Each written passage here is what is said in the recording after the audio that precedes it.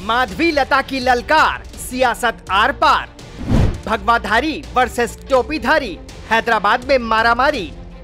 ओवैसी के गढ़ में शान से लहराया भगवा। राष्ट्रीय गर्व का अवसर, ओवैसी खोज रहे डर।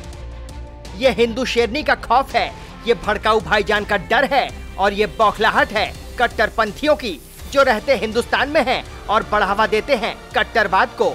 हैदराबाद यही वो इलाका है जहां पर ओवैसी का खानदान लगातार जीतता रहा है, हिंदुओं पर अत्याचार करता रहा है और हिंदुस्तानियों को ललकारने का काम करता रहा है।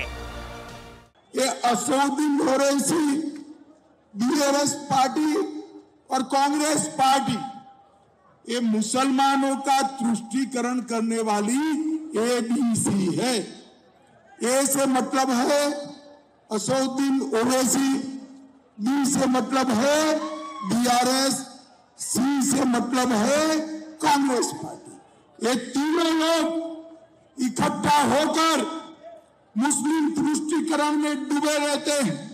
ये लोग भगवान राम की शोभा यात्रा पर प्रतिबंध लगाते हैं, रामनवमी का जुलूस निकालने नहीं देते हैं, हैदराबाद मुक्ति संग्राम की याद में हैदराबाद विमोचन दिन मनाने नहीं देते हैं, ये सीए का विरोध करते हैं, ये यूसीसी का विरोध करते हैं और ये तीनों राम मंदिर की प्राण प्रतिष्ठा का भी विरोध करते हैं। लेकिन अब इनके गढ़ को हिंदू शेरनी माधवी लता भेदने की तैयारी में है।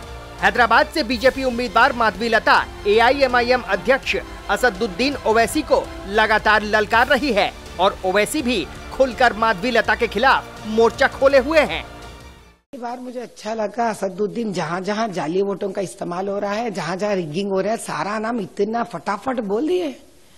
अरे लगता है इनको जबानी याद हो गया है। 40 सालों से ये जो काम हरकत कर रहे हैं इनको जबानी याद हो गया है।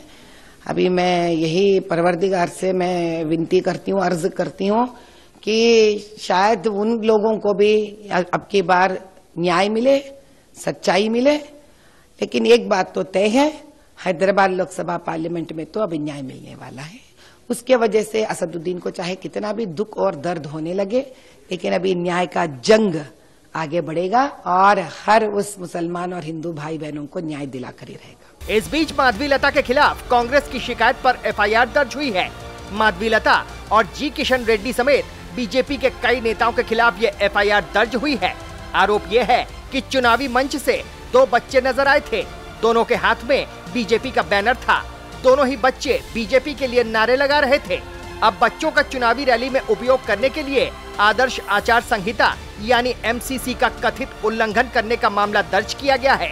इस पूरे मामले पर माधवी लता ने भी अपनी प्रतिक्रिया दी है। उन्होंने कहा कि कांग्रेस एक कठपुतली है और रखी हुई कठपुतली बाहर नहीं फिर सकता। खुद को कोई प्यार करने वाला नहीं है, खुद के कोई लोग नहीं है, तो ये घर में एसी में बैठकर ये वीडियो निकालो, वो वीडियो निकालो, एडिटिंग करो, इसके ऊपर केस डालो, उसके ऊपर केस डालो, इससे ज्यादा क्या कर सकते हैं? लोगों के बीच में जाएंगे, उनकी तकलीफ सुनेंगे, हल निकालेंगे। इनका ऐसा कोई इरादा नहीं है। माधवी लता ने राहुल गांधी पर आरोप लगाते हुए ये भी कहा कि राहुल गांधी क्या कर रहे थे जब बच्चों को बाजू डीसीएम में बिठाकर जा रहे थे। आज सुबह ये लोग प्रचार में बच्चों को लेकर जा रहे हैं। दरअसल हैदराबाद पुलिस ने ये केस तेलंगाना प्रदेश कांग्रेस कमेटी के उपाध्यक्ष निरंजन रेड्डी की शिकायत पर दर्ज किया है। निरंजन रेड्डी ने दावा किया कि 1 मई को लाल दरवाजा से सुधा टॉकीज तक भाजपा की रैली में माधवी लता समेत बीजेपी नेताओं ने हिस्सा लिया था। उन्होंने अपनी शिकायत के साथ मंच और उस पर मौजूद बच्चों की फोटो को बतौर सबूत पुलिस को सौंपा है। आपको बता दें कि चुनाव आयोग ने हैदराबाद पुलिस को जांच का आदेश दिया था। इस मामले की जांच मुगलपुरा पुलिस कर रही है। इस एफआईआर के बाद ओवैसी नए सिरे से माधवी लता पर हमला बोल सकते हैं। हालांकि दोनों के बीच जुबानी जंग लगातार हो रही है। पिछले 15-18 सालों से यहाँ कम्युनल राइट्स नहीं हुआ है। अगर कुछ हो जाता है तो नुकसान तो तेलंगाना का होगा। हरकत वो करें और इल्जाम हम पर डाल दें। उनकी पार्टी के लोग खुद परेशान हैं। दरअसल आपको बता दें कि माधवी लता की हुंकार से ओवैसी और कांग्रेस की नींद उड़ी हुई है। अब ये बेचैनी उनकी खुलकर सामने आने लगी है। क्या है चुनाव आयोग की गाइडलाइन? दरअसल चुनाव आयोग ने लोकसभा चुनाव की घोषणा करते हुए आदर्श आचार संहिता उल्लंघन को लेकर राजनीतिक दलों को सचेत किया था। स्पष्ट रूप से कहा था कि राजनीतिक दलों को चुनाव अभियानों में बच्चों का उपयोग करने से परहेज करना चाहिए। चुनाव आयोग ने कहा था कि यदि बच्चों का इस्तेमाल चुनाव प्रचार में किया गया तो जीरो टॉलरेंस की नीति अपनाई जाएगी। चुनाव आयोग ने चुनाव संबंधी किसी भी गतिविधि में बच्चों के उपयोग के संबंध में सख्त निर्देश जारी किए हैं। अब देखना यह है कि इस पर आगे क्या कार्रवाई होती है।